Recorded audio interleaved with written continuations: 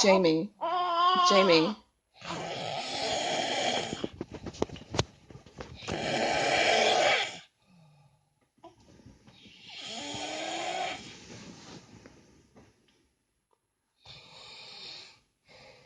James, where's the milk? Jamie, where's the milk? The baby's awake. The baby's awake. Where's the milk? Jamie, where's the milk? For the baby? She's awake.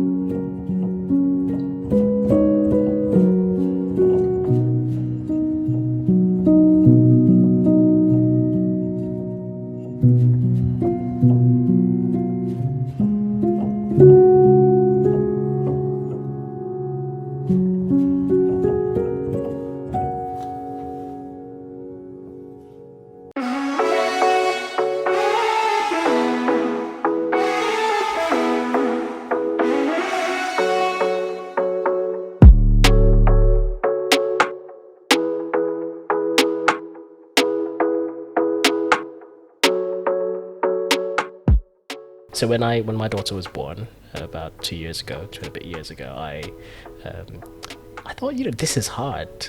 This is real hard. Right. And there was a lot I had to learn about myself, and I had to learn it very quickly. Right. And I remember I started a blog a few months later because I just wanted to kind of chronicle the journey of parenthood. And, Right, everything's new and everything's exciting. Right. And I started a blog and I called it Delirium and Other Truths.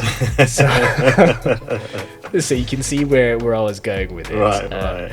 And that sort of morphed into the Man Ting podcast. And the very episode we did actually was called Help, I'm a New Dad.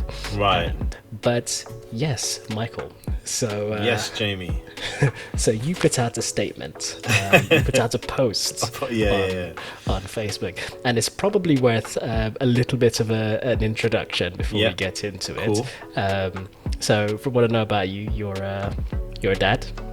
dad of 3. Yep, correct. Husband, you wear many hats. So, so public speaker, evangelist, business owner, creative. You have a YouTube channel. Yeah, wow, you're giving me loads of hats, man. Whoa. It's a few. So yeah, we can start with an introduction, Okay, and cool. then we can just take it from there. I kind of see this as just like a conversation, Right, okay.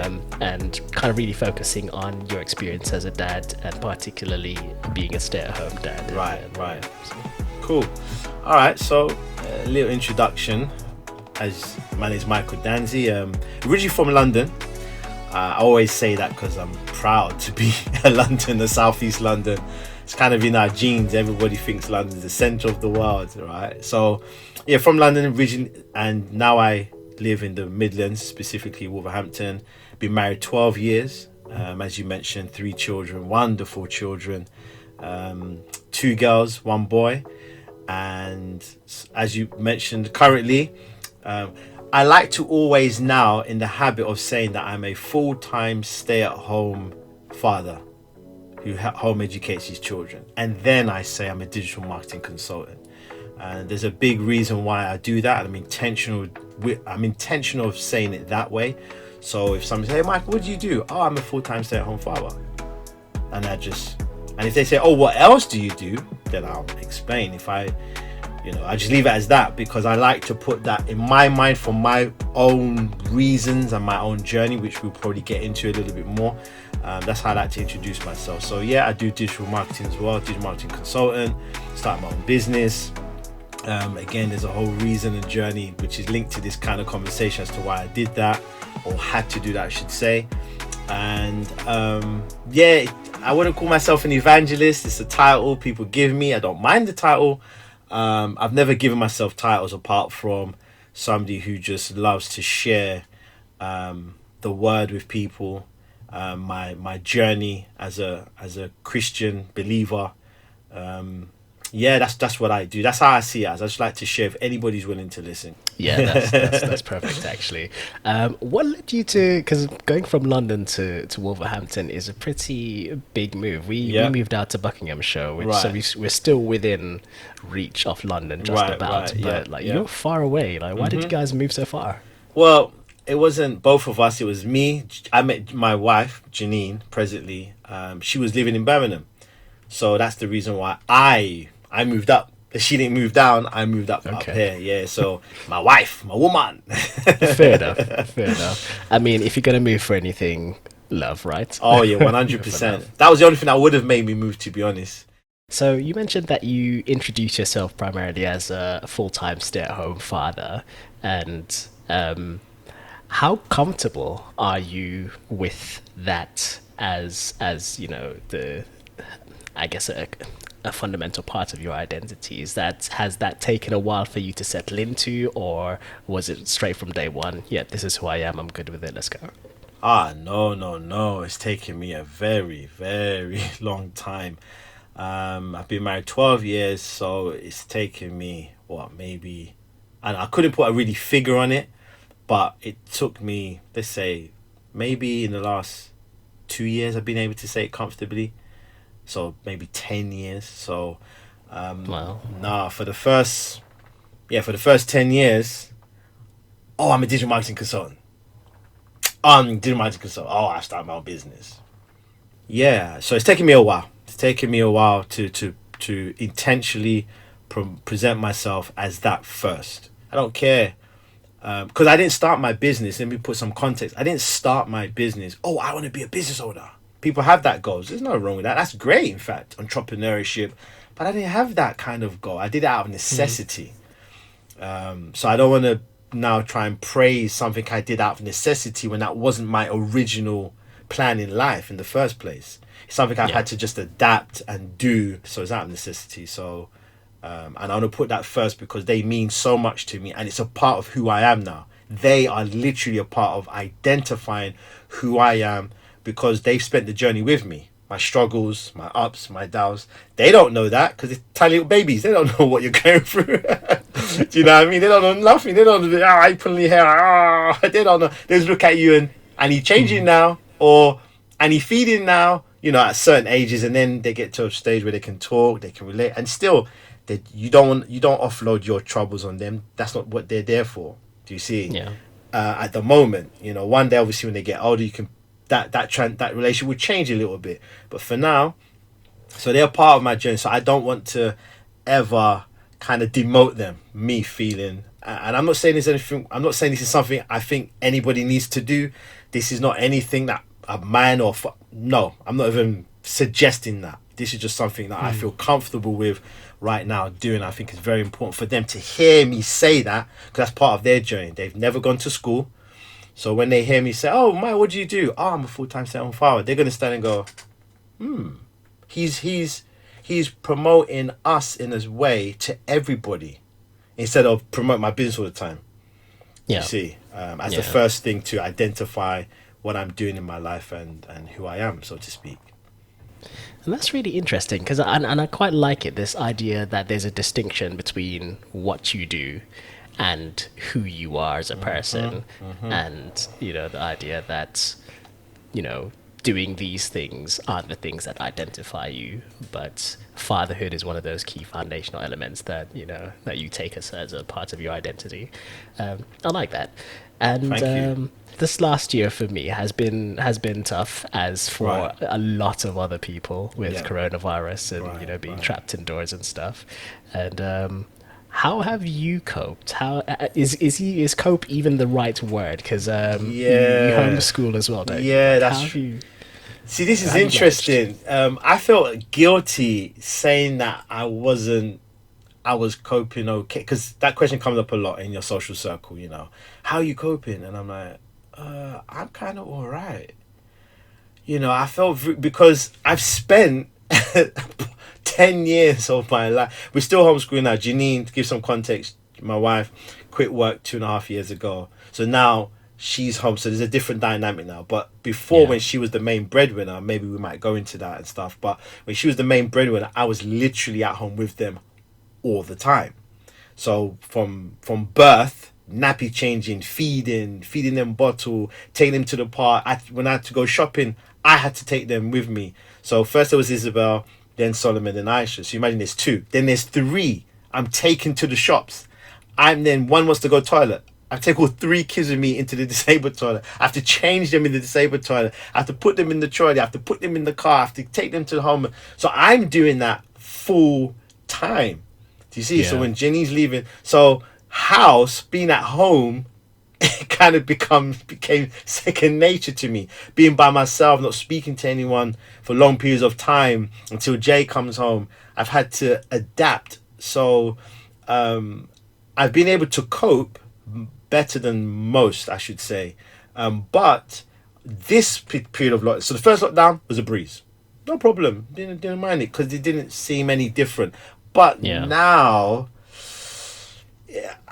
I'm realizing it's taking its toll on me, because I'm not able to visit people. I have them come to our house on Saturday, Sabbath, for lunch, because myself and my wife Janine, we like having people around for lunch, and sometimes there's people around for lunch nearly every week for a good couple of months.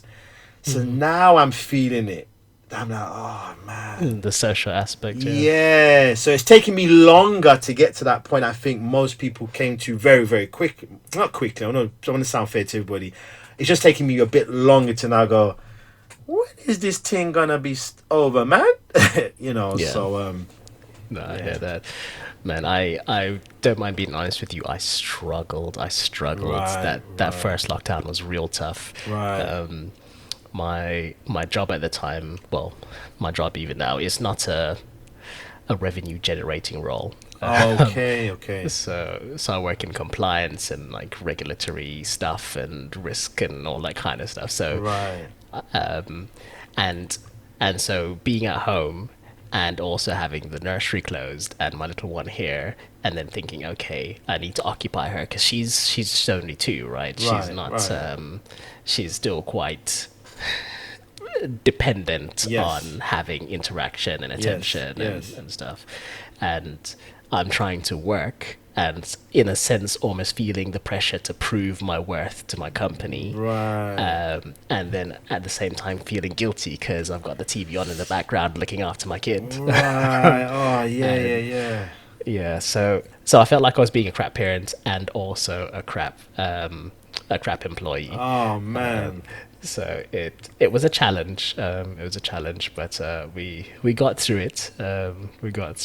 And nursery's open now, so it's not too bad. Right. But yeah, but that lockdown was that was real tough. Right.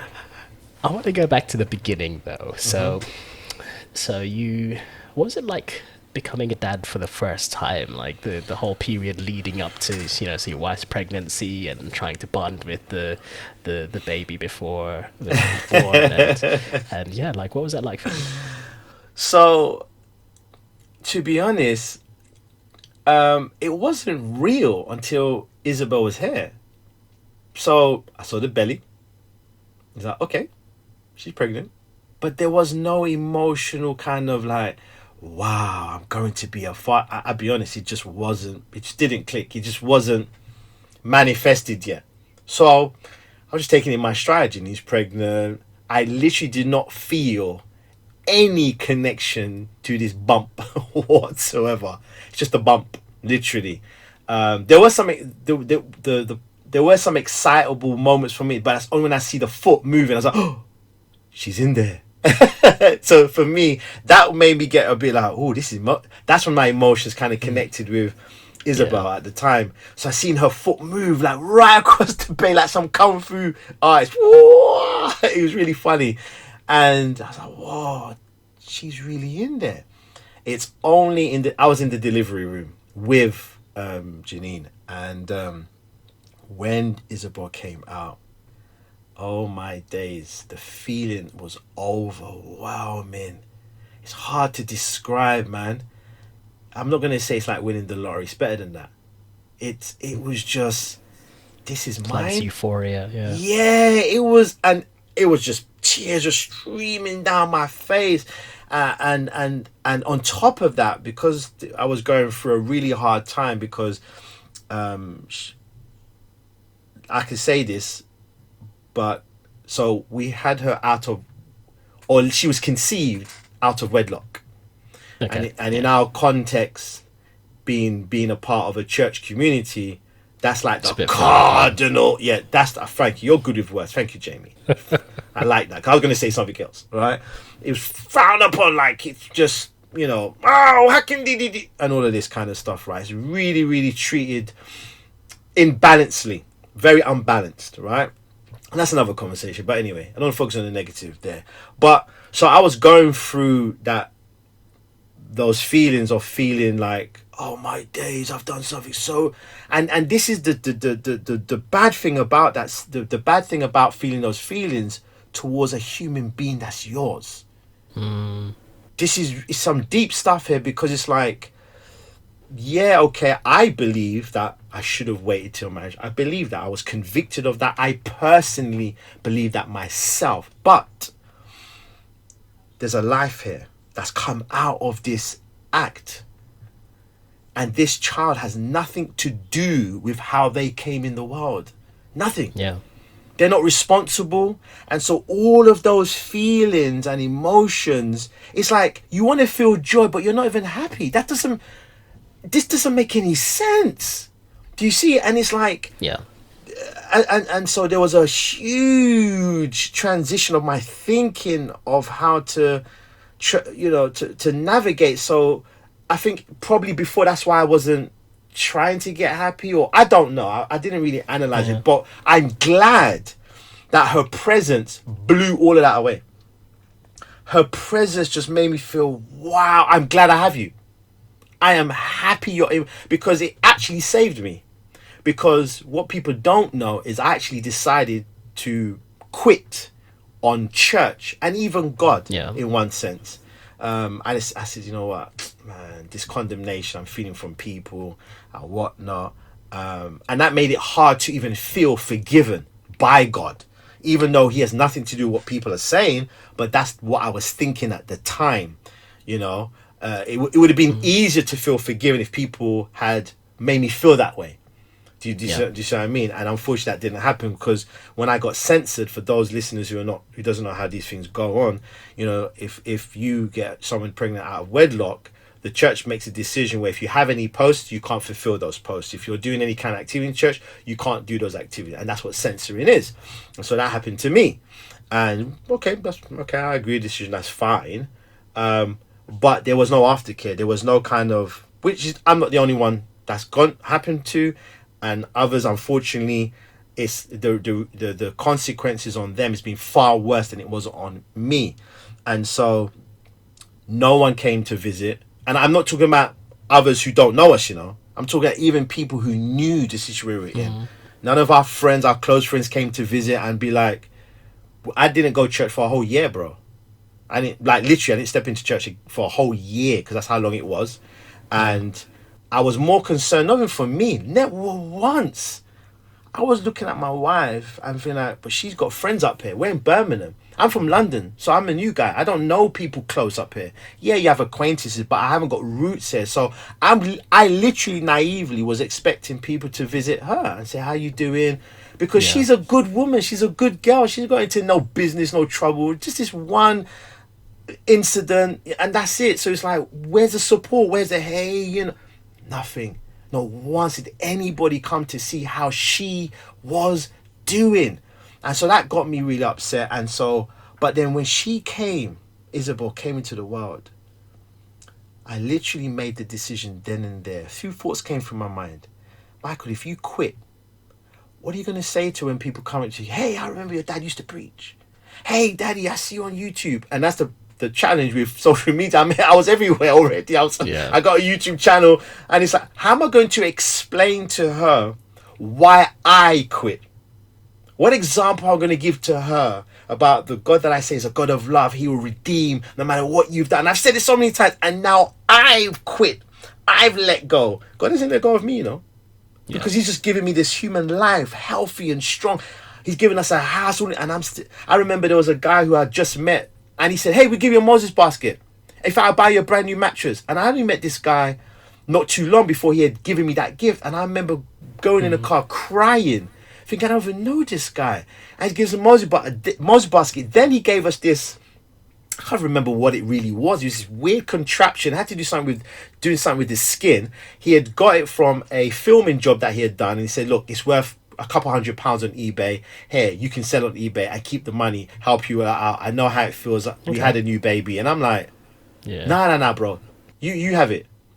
I went home, looked on eBay, typed in what the contraption was. It was selling on eBay for £300 to £400 consistently. Because on eBay, you can click completed listings to see what's being sold. And then I phoned him up. I said, no. Do you know how much this is worth? He's like, yeah, I've looked. This is me. It's like going for £400 consistently. He's like, no, I give it to you. And I remember just thinking, God, man, like, I've done this really bad thing. I'm an outcast, but you're still showing your grace and evidence in my. So when she came, all of that was in my head now. Yeah. And for her, I said, I cannot quit on what I know deep down is true. I know God still loves me. I know he ain't changed towards me. I've asked forgiveness 300 times, and I'm still asking because of my sense of feeling of worth was being battered left, right, and center, because there didn't seem to be more support in that sense of people who knew. They could have said, yo, Mike, you know, oh, he's the preacher. He don't need no encouragement. Pick himself up kind of thing. I don't know what people are thinking. I don't want to judge anybody. But the reality was, that's what we went through. But she saved my life. I remember and that's why the tears as well. I remember just hugging her, you know, after when I was allowed to hold her, just saying, I'm never going to quit on you. I'm never going to quit. I'm never going to quit. You deserve the best dad in the world. So I'm going to, and the only way I know to do that is, hey, Jesus, can you help me, please? I need some help here. I don't know what I'm doing, kind of thing. So I'm going to need you now. So it was strange how God worked it that through the act of a mistake to bring this gift into the world, to make me be re-inspired, to see who he is, to be like, no, I'm sorry for even thinking I should have left. For even thinking when it wasn't even you didn't do nothing. You've done nothing wrong. and he's so gracious to kind of work through your thoughts and your thought process, and even when you're thinking foolishness, he's like, they'll see it in a minute, don't worry, he'll get it, just not now, but he'll get it. So I felt special when she came, man. Very, very special. Proud, very proud. That's a really incredible story, actually. And it reminds me, we did an interview with a young man last year. Okay. His name's Andrew. So he's on episodes 4 and 5 of the podcast, and it's appropriately titled "Sex in the Church." and so he was 17 at the time, and he got his girlfriend pregnant. Right. And he got censored as well. Right. And it was a bit of a thing. And Right. He talked about his experience and their experience, and the fact that it was really difficult for them. And I remember at the time, I had sent him a text message and I said, look, I know everything around you in the church context is telling you that this is such a bad thing that has happened, but there's a child here, and that's a blessing. And it's okay for you to feel excited, it's okay for you to feel happy, it's okay for you to feel a little bit scared, because you're still a young man, and it's a kid coming into the world. But regardless, there's a child, and that's a blessing. That's a good thing in my books. Definitely. So celebrate it. That's right. That's right. And I think sometimes that gets stripped away, unfortunately, in these situations. Yep. But yeah, I actually didn't have. So when my daughter was born, I didn't have the whole euphoria when she came out. Right. I've told the story a couple of times, and it was, for me, it was a little bit anticlimactic, actually. I think it was partially because the labor was so long. Okay. So we went into the hospital on the Wednesday morning, and then had to have a C-section. My wife had to have a C-section on the Friday afternoon. Right. So she was laboring for like 50 plus hours. And then and then we go into this into the operating theater, and you kind of just sat there, like, just not really doing anything, just waiting. Right. And then they just hand this kid to you, and they're like, hey, this is yours. And you're like, okay then. So it felt like all of the build-up was like there was no kind of grand reveal, like I didn't see anything coming out. I didn't see. So it was a little bit anticlimactic, but what I definitely did feel was this growing sense of pride, like just being awestruck at this creation. Congratulations, that's a lovely sound. Thank you. Okay, I'm so pleased for you both. I'm going now, so Martin's going to be taken over from me, okay? Hope you get your cuddles very soon, alright? She's beautiful. Take care. But the bonding, it took a while for me to not. I wouldn't say it took a while for me to bond, but I think it took a while for me to feel as though she was like. Why do you think that is? I kind of joke, and there's a little bit of truth in it. So I kind of joke that she has my wife's personality. Right. So my wife doesn't like to be touched. She doesn't like to be fussed over. She's, she's not the clingy kind of person at all. Right. So it took about. So my wife was feeling the kicks before I could. Like every time I tried to touch the belly, she'd pull away. Right. And she never really interacted with, like, sometimes you'll like touch the belly and they'll like kick, and it's a bit of a play. She never did any of that. She'd always pull away from being touched. She didn't like any of that kind of stuff. And then when she came out, we were doing a mix of bottle and breastfeeding for a couple of months. Right. And then she rejected the bottle altogether. Okay. So I couldn't then help in that feeding thing. Okay, right. So I felt at that point things kind of took a step back, and then I was working as well. So I'd leave the house before, at like 5 o'clock, before everyone was awake. Okay. And then I'd come back home, and it's 5:30, and it's literally just enough time to see her for like an hour and a half, and then she's asleep again. Right. So yeah, over the weekends we'd build up a little bit of a routine, and I'd finally start to feel as though she was like, oh, I kind of like you. And then I'm gone again. Right. And so like by the time it gets to Friday, she's like, you look vaguely familiar, but I'm going to stick with mommy. So it took us a while. What about now? Is there more of a physical kind of affectionate connection? Yeah, it's she's not quite a daddy's girl. Right. She's still you know, if she was running out of a burning building and she could only take one of us, she'd choose mom. But yeah, she's a lot nicer to me these days, so I'm happy about that. Oh goodness. So you were talking about the you know, the challenges of like taking your kids into like like if you're out in public. I don't know if you've heard that there's a hashtag that was going around on Instagram a while back called Squat for Change. Yes. And yes, it was about dads. I think it was a dad in America who was basically got fed up of this whole thing where like he'd take his son into the bathroom to get him changed, and there was no like changing table. That's so right. he had to like literally squat against the wall and then change him across his lap. And like, did you ever experience that kind of? I mean, let's just call it discrimination. Was there a sense that as you were doing all of your daddy duties, like the world and people in general just didn't really get what you were doing or appreciate that? It wasn't so bad, but the only small minor thing, because when it comes to changing, I always use the disabled toilet because there was usually one in there. The changing table connected to the wall that you just pull down, you put the baby on.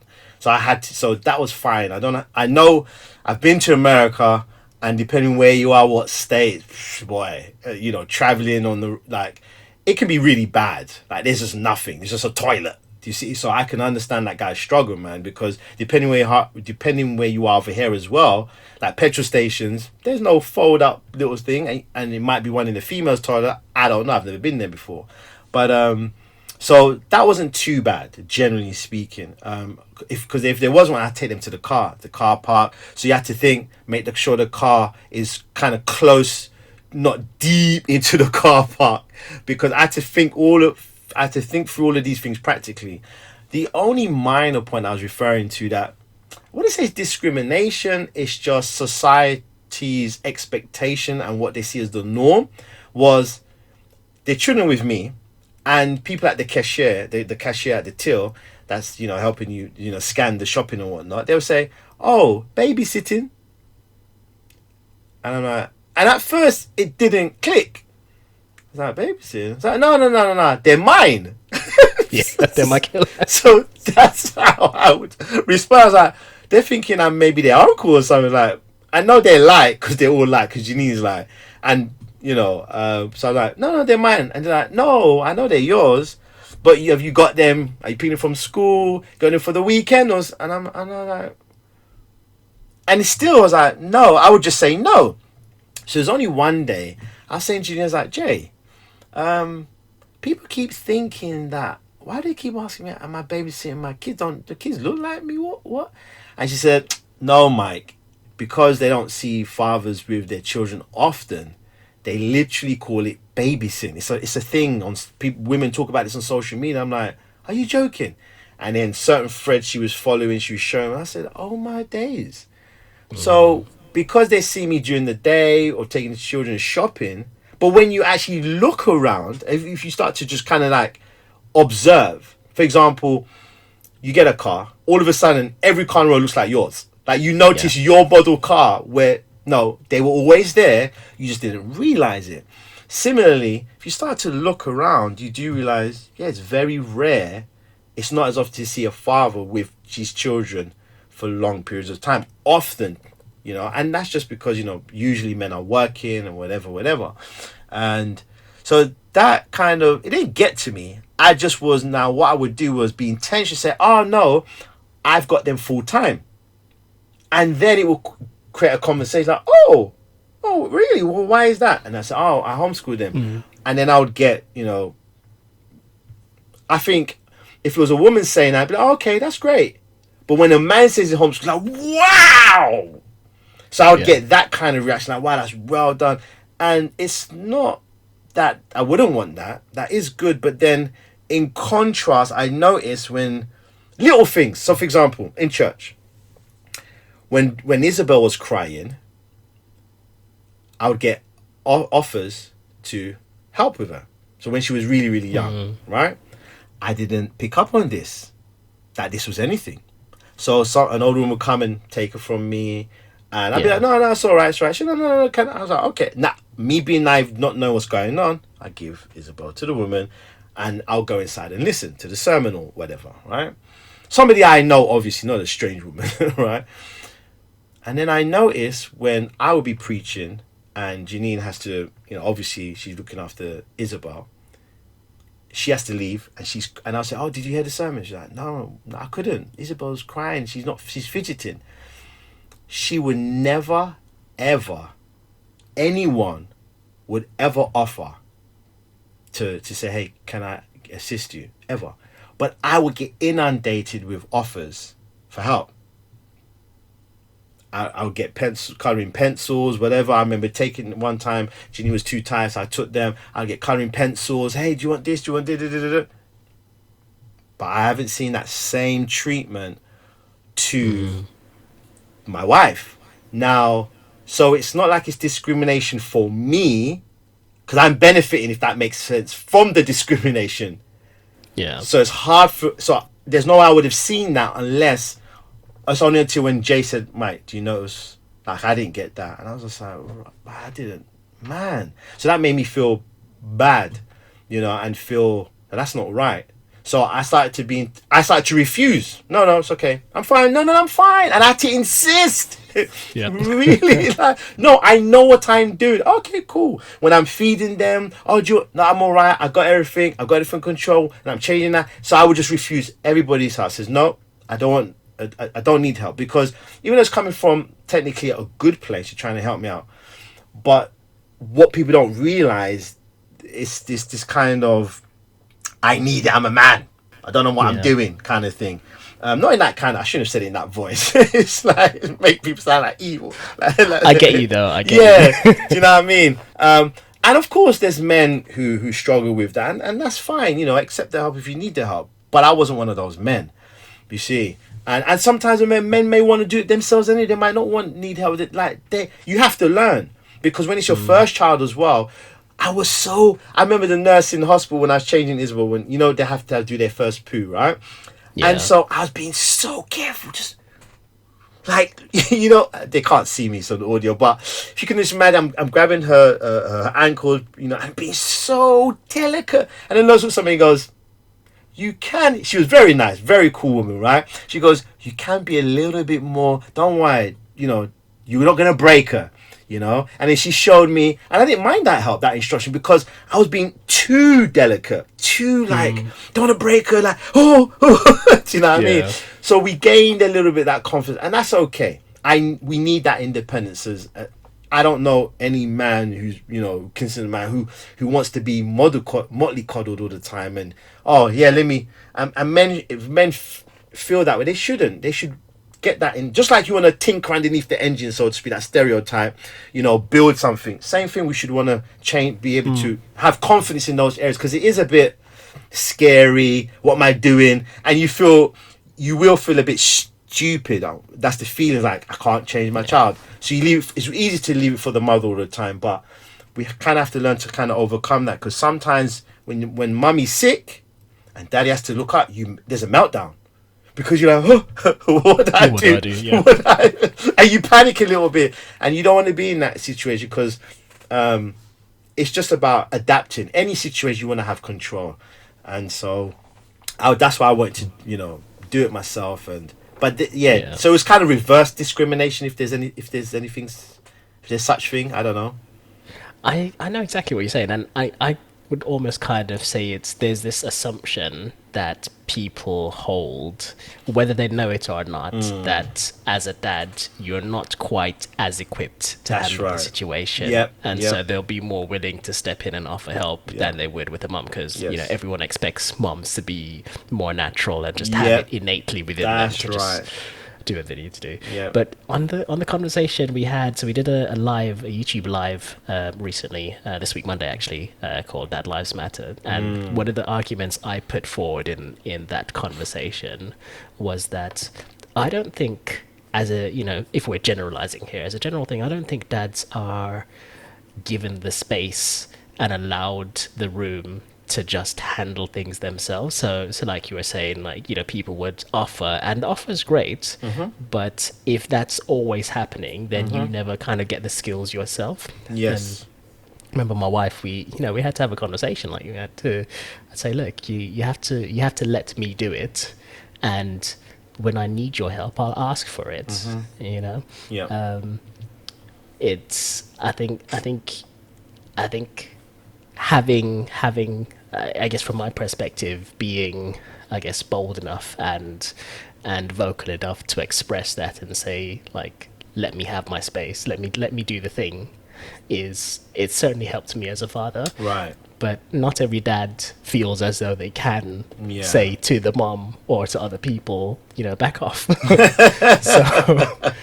So I wonder how much that undermines dad's confidence and their skills and bonding and all that stuff. Yes, definitely. I think society can definitely play that role. And I mean, not just the wider society, strange. I mean, your immediate family and friends, depending upon your family environment, how are men and what comments are being made about men in father roles and being daddies. And so if the boys are hearing this, they're going to also assume, oh, well, that's not my role. And so when they fall in that position and maybe the wife is expecting, they might not pick up the cues to help out. And then it might be interpreted as, why are you not affectionate? Why are you not trying to? Is that? Oh, but I didn't think that you wanted. And so I'm glad you said you had to have that conversation in your context, because but you wanted to be, to get more, to get the skills and the confidence in that area. Because I give you the situation. So we was at a church, finished preaching, and a bunch of women were talking to my wife, and they started to go on a tirade of stereotypes about men. But that was okay. But it started to move on to me. And they were making all these jokes. And none of this, I'm not boasting here. These are just facts. Okay? I don't fit those stereotypes. I cook. I clean. I know how to cook. My wife, in fact, loves me cooking more than she cooks herself. Right? I don't drop my socks everywhere. My boxes and this. That's just not me. My dad didn't raise me that way, because when my parents separated, we spent loads weekends with my father. He made us cook, he made us clean, up the whole apartment. We didn't even have a Hoover. I had to sweep the apartment, sweep the sitting room, sweep the hallway, clean the toilet, clean the bathroom, clean the kitchen. We had to clean the cupboards. So our environment was our nurture was very different, very, very different. So then when I came into marriage not minding clean the toilet. In fact, my role is my wife doesn't like the bathroom. She doesn't mind cleaning everyone else. She's like, you have the bathroom, the toilet. That's your job. That's your job, because she hates it. Who loves cleaning the toilet and the bath? Nobody, right? So, and it's not like, she goes, but you like it. I'm like, no, I'm just willing to do it. She goes, how come you never complain? I'm like, because it needs to get done. She thought I liked cleaning the toilet. I was like, Jay, come on, man. To me, the same feelings you feel I have, I just don't say anything because I'm used to it more than you are. And that's fine. So we got that little arrangement. But the point is, they were making this tirade. And, Jay's laughing, they're laughing, and I'm sitting there fuming.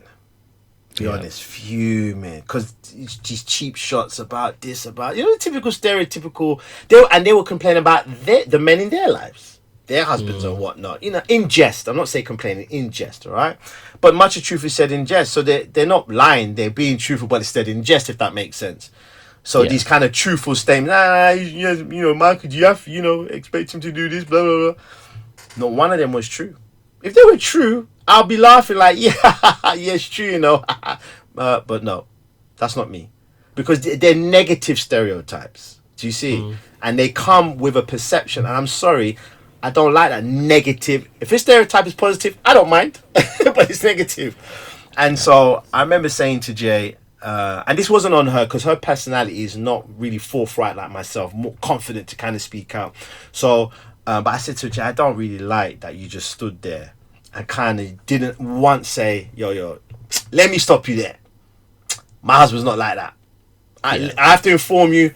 I know what you're saying, but Mike's not like that. And then go through the list and be proud to go through that list. I said, next time, please just do it. Because I said, I didn't like that. What? Because if I defend myself, do you think anyone would have believed me? No. Yeah. They're the bunch of women who are crucifying men. And like I said, it's not boasting, it's a fact. I don't fit that stereotype. I'm sorry. Don't get angry that I don't fit the stereotype.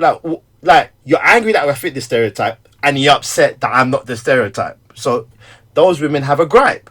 But other women would like to know that there's men who don't fit that stereotype. You know, I can cook, and I do that regularly. Do you see? And I don't mind doing those things. And if I need to, if our washing machine broke, I can wash the clothes by hand. I've seen my dad do that, and he told us to do that when the washing machine broke. I was like, what is this? Are we in the Caribbean? Get those knuckles, right? And I remember, anyway, so, that was something that, and she said, you know, she saw my point, she said, you know, don't worry, Mike, I will. And it was something with the homeschooling, everyone would go to her because they would hear me say from the pulpit, we home educate, my little introduction of who I am, where I'm from. Here's my wife, my lovely wife, stand up. She would go all red. I love doing that to her. Loved it. This is my wife, woman. Stand up. Right? She go all red, like, Michael, stop it. And I'm not going to stop. You're my crown and jewels. I'm going to promote you everywhere, right? So, Indeed. And then in passing comment, I would mention this. People would go to her while she was working full time, and she wasn't the main person doing the home educating, and asking for advice. And I didn't mind that, but then a part of me did mind because I was like, you're making people assume that. What do I do then? No, but literally, what do I do? Just preach? I'm sorry, yeah. That's not what I just do. That I'm not this. You're seeing a soundbite of Michael Dantzie. As I like, Jay, let them know that I'm at home with them full time. It's not you doing everything and I just sit up, watch Netflix. Because that's literally the perception people have. That, homeschool, it's the woman. So let me go and ask, her what they're doing, blah, blah, blah, blah, blah, blah, blah. And again, this was nothing, it was not her fault or anything. She was just asking their question because she did have a role to play. Do you see? Yeah. She did do her part when she came home and on the weekends, and she would do the academic side of things when we moved to doing academics when they got a little bit older. She got that down to a T. I don't like doing that. I like the practical, playing games, doing other things. I'm more hands-on creative stuff. I'm more trying to build up their characters, their will, their personalities and all that. That's what I'm doing. So so she had a part. So she would answer their conversation, but I didn't hear go, but by the way, my husband Michael's also involved. Yeah. Did you see? So she had to be intentional with saying it because I wanted to break that stereotype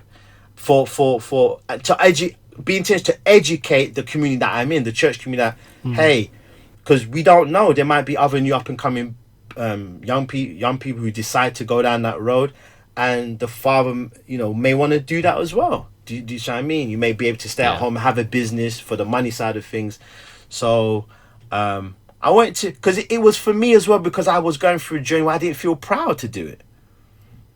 Do you see? I didn't feel proud that I was at home full time and not bringing in any money. So it's like then just, I only preach. Then I realized, man, I don't even like preaching as much as I like looking after my children, because I'm getting more upset. Like, I don't mind if no one shakes my hand, but then I'm getting more upset the fact that no one's recognizing that, no, I'm looking after my children. This is hard. This is hard. So that was very interesting times that I felt if I want to be recognized that way, then introduce you that way. Introduce yourself that way then you let people know then. So when it's your chance, then you vocalize and say, this is what you are. A full-time stay-at-home father. And let's say tomorrow I got a job in the office, I'll still introduce myself that way. I'm a full-time stay-at-home father, or a full-time father who almost educates his children. That's a weird title. Yeah, I just invented it. Literally. No, I like it. let me ask you a question. So, I've not been married, for a ridiculously long time. It'll be 7 years in June. Right. But amongst my peer group, like we were, I think, one of the first amongst the peer groups to have gotten married. So, like, I've mentioned to a few of our friends as they've kind of gone down that road themselves, hey, look, when it comes to having kids, if that's something you choose to do, both of you are going to need to sit down and have a conversation about essentially whose career is going to have to be sacrificed, because if both of you are working, both of you are in the workspace, you're professionals, whatever the case may be, you're outside of the home, someone is going to have to take a step back from being career focused and have their focus on the home. Right. So whether that looks like being a complete stay-at-home parent, or if that looks like actually not staying late anymore, or not getting into the office early anymore, or not going out for socials after work and with your colleagues, whatever the case may be, there's going to have to be a sacrifice outside of the home so you can put your focus where it needs to be. Right. Important conversation for you both to have. Right. How did you and your wife come to the agreement that you were going to be the stay-at-home parent? That's a good question, man. So, okay, let me try. This is why it's good to have Jay sometimes with the facts, the dates and the facts, the details. Because sometimes we have these conversations and she's like, "Man, that's not how it went." I'm like, "How did it go then?" You're all bold, like you remember it, and then when your wife starts to explain, you go, "Oh yeah, that's true. Oh yeah, I missed that bit." So, a disclaimer for your listeners. Take what I say with a pinch of salt. This is my version of events, right? All right, we can. Yeah. Human. So anyway, Ginny did want me to. She didn't mind. I was to say want me. She didn't mind that. So when she was off work, pregnant, and she's on maternity leave, she didn't mind me. The original plan was for me to go out and find full-time work. I tried. I really did try. I haven't got a degree. I haven't got A-levels. So that was against me in a practical sense. If we look at it just from a earthly practical sense, that was against me, right? So I did everything I could. Before I went to America in 2005, handing out CVs and filling out applications with pen and paper was what I knew. Coming back in 2007, I'm going to shops and they're telling me, go online, email. And I was so vexed. I was like, email? Just give me the application form, man. I remember getting upset one time, being like, I remember, like, I did have internet at home, but for the next shop I went into, retail was my experience. I said, let me just start there. Then I worked my way up, and I could go for supervisor and manager quickly because I had a good couple of years underneath my belt. And in fact, every retail job would offer supervisor role in 3 months. So after my probation of 3 months, I would always get the offer, might join to be supervisor. So I knew, because I was a hard worker, nice with the people, don't get angry, come in early, and I would leave a little bit later, and just was, it's a hard work. Kept my head down, and people would notice that very quickly and say, "Hey, do you want to be supervisor?" Right? So that was the plan, and try and be that quickly, and then go to manager, and then use my manager experience, and then get a manager role, for something better, right? So that was my plan. So I remember saying to somebody, I goes like, to the whoever was on the shop floor, supervisor, manager, whatever. I said, "But what if I don't have internet access? How am I gonna apply?" We'll go to internet cafe. I goes, "But what if I have no money? That's why I need a job. What do I do then?" And the person's response, I was like, "Rah, is that okay? I shouldn't have tried to seek sympathy in the wrong place." Don't want to work for you then. You know what I mean? It's like, rah, that's why it's like, you're being transparent in a roundabout way, and he just got stabbed even more. It's like, oh man, it was not a compassionate response or nothing, because I felt vexed for others, if that makes sense as well. I was like, come on man, like, come on, there must be another way. Paper, just print it out then. Print out what's online. So I tried. I sent out over, I remember counting how many CVs I sent out. Emailed. It was over 100 CVs. I joined agencies.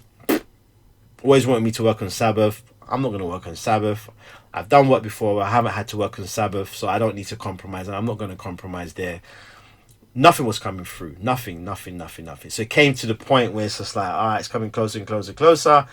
Janine's job that she could return to was paying pretty well, really good money. So she was just like, mate, I'm going to have to really return to work. And I didn't really like the idea. I was like, well, I'll just get anything, get something else. But then to take the pay cut, she was like, but can you get something as much as me? I was like, I don't think so, kind of thing. But I was like, you know, faith in it. This is just, but I'm like, nothing's coming up. So it was out of necessity. It wasn't like, oh, you stay at home and then I go to work. It was literally out of necessity. That's how that conversation happened. So I said, you know what? Fine, makes sense. Let's be practical here. So she had my blessing. We agreed. You just go back, and so that's how it happened. So I stayed home, but it became like, now I'm sitting here now. I see God's hand in it. I see the blessing, because, bro, I would have never, ever been convinced that staying at home, my children, was the best way for a man. Never. I don't care what you would have said. And this is where the discussion goes into another discussion about experience and information, knowledge, because I've now felt it, and there's so many nuances you cannot teach or read about. I don't care. This is a bold statement now. I don't care what book you're going to read. Even the book is by somebody who's gone through what I've gone through, there's still something called experience, feeling it, being there, you feeling like your back is aching, you going to bed late, you waking up early to hold the bowl. You can't get that from reading a book. Do you see what I mean? And those emotions and feelings shaped me, and all my experience shaped me, and go to come to the place to go, this is the ideal. I'm not talking in a moral sense now, this is right. No, I'm not judging any, and I don't want to give that sense. But what I'm saying is, if you ask anybody truly if they could be at home and earn exactly what they're earning, I know some people be like, no, because they're thinking about the challenges and how to do it, and we're just not used to that, a lot of us. I'm used to it. But when you're not used to it, it's foreign. But I guarantee you, once you've, let's say the ideal, you've down-packed the organization, blah, blah, blah, blah, blah, blah, blah, and everything is not as bad as you think it may be, I guarantee you, no true family would want to sacrifice time together. No true family would want, and no true father would want that. We're going to work out of necessity. I mean, leaving that actual physical house. Even your description where that conflict had to enter your experience. Imagine if I said, what if you don't have to experience that again? There's no you say to me, you'd at least be that, how, Mike? I'm open. How can you make that go away? Yeah. And if I presented a viable option where you don't have to come through even that conflict of feeling less of a father when you have to work, but your 2-year-old is there because COVID is happening, and I presented a better situation, there's no way you would have probably taken it. No way. I mean, as long as we can pay our bills, like this is it, bro. And that's the main, real, unfortunate, practical issue. That's why I can't make this a righteous or unrighteous statement or, situation. It's not about right and wrong. It's that practical situation. How then do we resolve that? Because most families would want to spend more time, have more time with their kids, know that everything's taken care of, let's go to the beach today. Know that all the bills are taken care of, let's go to the mountains. Know that everything's taken care of, but still have a work that involves, in fact, the family. Everybody somehow is involved in this business that I have. Man, that would be such the perfect ideal. Your kids are getting an experience of work.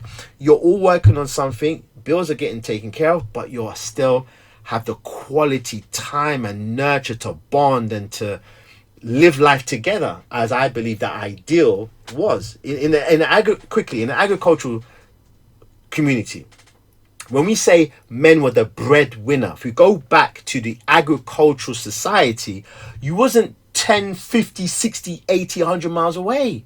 So the man literally was outside and he's coming back into the house. So this idea of man having to go and work, we've taken it out of context To the point of what does that mean? I have to, there's some jobs that take you to a different city to make business plans, and you're away for 3-4 days at a time. Or even in your very own city, you leave at 5 in the morning and you come home at 8 at 9 o'clock at night. Come on, that's not the ideal. Now, obviously, I'm talking in the sense of, but what else are we going to do? I'm not talking about that. That's a different discussion. I don't know. I haven't got it. All I'm saying is, would you be open? That's what I'm saying. To the fact of, have something that you can still spend the time you want. And this is why it's an individual thing. What do you want? And imagine you could have that. So anyway, to answer your question, that's how that came up, necessity. And I'm glad for it, because the experience has been a tough one, but man, the blessings have outweighed the trials I went through with raising them for the first 10 years. Most for the part, me being at home full time. And I can get that. And I mean, my situation is not the same by any stretch of the imagination. I've been at home. I've been locked indoors for the last year now. And all of that time, even though there have been some real difficult bits and some real guilt-inducing bits, I would not have given up that time because I've seen my daughter grow. I've seen her learn to speak. I've seen her run around the place. I've seen her riding her scooter. Like, just the time that we've had together, I wouldn't have traded that for the world. I wanna see you.